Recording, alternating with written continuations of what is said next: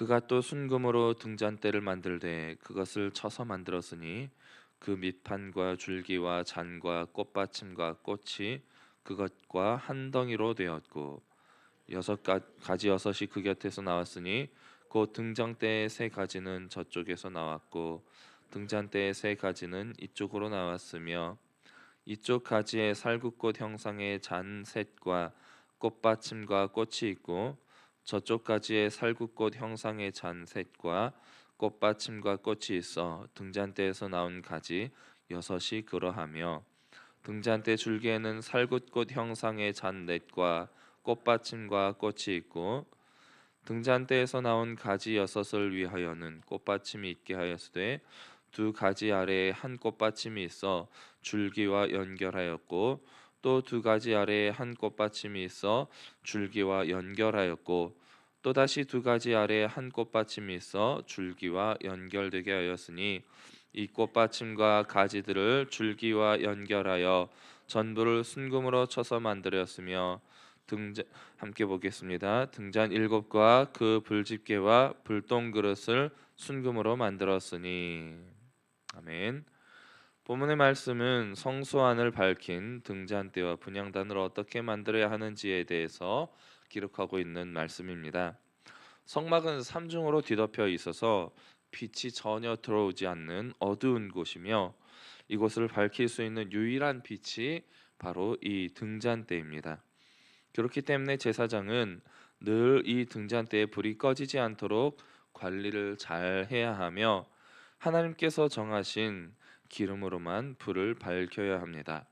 이 등잔대를 만드는 방법, 재료, 형상 그리고 이 등잔대에 불을 유지하는 방법까지도 이 모든 과정들이 다 하나님께서 정하신 대로만 행해져야 하는 것입니다. 내용 관찰입니다.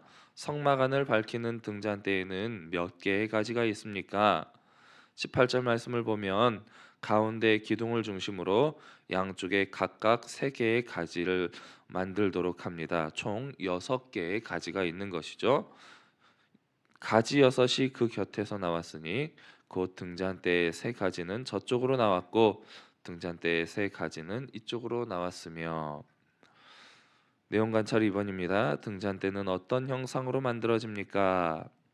19절 말씀을 보면 3개의 각 가지마다 동일하게 살구꽃 형상의 잔색과 꽃받침이 있는 형상으로 만들어졌습니다.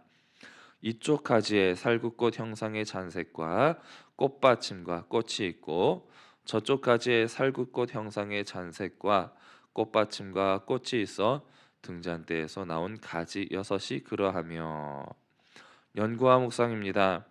하나님께서는 왜 등잔대를 살구꽃과 가지의 형상으로 만들도록 하십니까? 살구꽃은 성경에서 존귀함과 풍성함을 의미합니다. 하나님이 모세와 아론을 이스라엘의 지도자로 세우셨다는 것을 이스라엘 백성들 앞에서 확증해 주시기 위해서 보여주신 기적 중에 아론의 지팡이에 싹이 나게 된 그 지팡이도 살구나무였습니다. 이 등잔대는 신약에서 예수님을 중심으로 연결되어 있는 교회와 성도를 의미합니다. 예수님은 가장 존귀한 분이시며 우리는 예수님으로부터 풍성한 은혜를 받아 누릴 수 있음을 하나님은 이 등잔대의 형상을 통해서 가르쳐주고 있는 것입니다. 느낀 점입니다. 자신의 백성이 세상을 밝히는 빛의 자녀로 살기를 바라시며 주님께 붙어 있기를 바라는 모습에서 무엇을 느낍니까? 등잔대는 한 달란트의 금, 즉 약 35kg의 정도의 순금 한 덩어리를 틀에 주물을 부어서 만든 것이 아니라 한 덩어리로 있는 금을 수공으로 두들겨서 만들었습니다. 예수님을 상징하는 이 등잔대를 손으로 두들겨서 완성하는 이 과정을 통해서 우리에게 참 빛이 되어 주시는 예수님이 세상에 이 빛을 발하시기 위해 고난을 당하셔야 함을 보여주는 것이라고 할 수가 있습니다. 이 등대는 중앙 줄기를 중심으로 6개의 가지로 구성이 되었으며 중앙의 줄기를 중심으로 달려 있는 가지에 달린 등이 빛을 발하도록 만들었습니다. 이 모습은 마치 예수 그리스도를 중심으로 연합되어진 오늘날의 교회와 성도들의 모습을 떠올리게 합니다. 한편 이 등잔대에는 성령을 상징하는 감람류가 채워져 있는데, 이는 성도가 빛을 발하기 위해서는 늘 성령의 충만함을 힘입어야 함을 의미한다고 할 수가 있습니다. 요한복음 15장 5절 말씀을 보면 예수님은 자신에 대해서 이렇게 표현하십니다. 나는 포도나무여 너희는 가지라. 그가 내 안에 내가 그 안에 거하면 사람이 열매를 많이 맺나니 나를 떠나서는 너희가 아무것도 할 수 없음이라.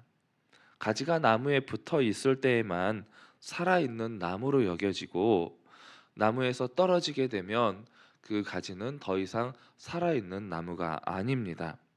우리는 생명의 근원이 되신 예수님께 붙어 있을 때에만 비로소 살아있다고 정의할 수가 있는 존재인 것입니다. 가지가 나무에서 떨어지게 되면 그 가지에 잠깐 동안은 나뭇잎이 파릇파릇하고 살아있는 듯 보이지만, 열매가 붙어 있는 듯 보이지만, 나무로부터 더 이상 영양분을 받지 못하게 된 상태로서 그 가지는 금방 말라 비틀어지고 죽어 썩어 없어져 버리게 됩니다.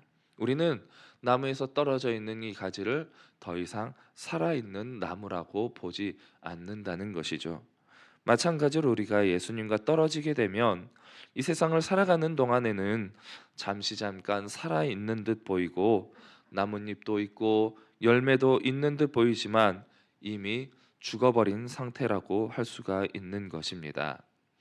결단과 적용입니다.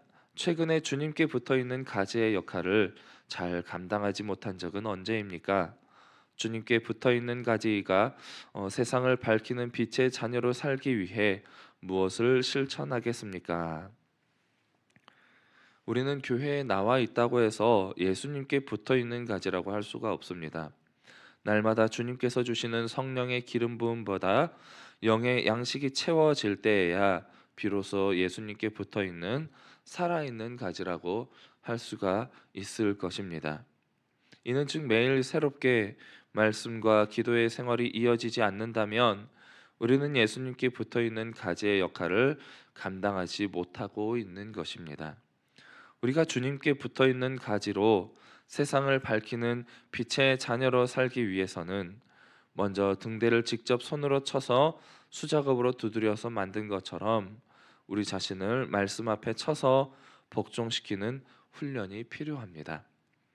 새벽 기도회를 통해 큐티를 설교로 듣는 것으로 끝날 것이 아니라, 베레아 교회의 성도들이 날마다 주신 말씀을 붙들고 깊이 묵상하며 상고했던 것처럼 그날의 주신 말씀 앞에 우리 자신을 쳐서 복종시키며 순종하기를 힘써야 할 것입니다. 또한 성령의 충만함을 받아서 누리는 기쁨으로 인해서 매일 찬송의 삶을 사시기 바랍니다. 매일 한 곡씩 그동안 알고 있던 곡만 부르시지 마시고 새로운 찬송의 곡을 들어보시고 배우고 익히시며 입으로 따라 불러보는 것도 좋은 훈련의 시간이 되실 것입니다. 입술의 찬양의 고백을 통해 내가 힘들 때에도 고난 중에 있을 때에도 늘 하나님을 찬송하고 주의 이름을 높이는 삶을 살아가는 것이 세상 속에 참된 복음의 빛을 비추는 모습이라고 할 수가 있습니다.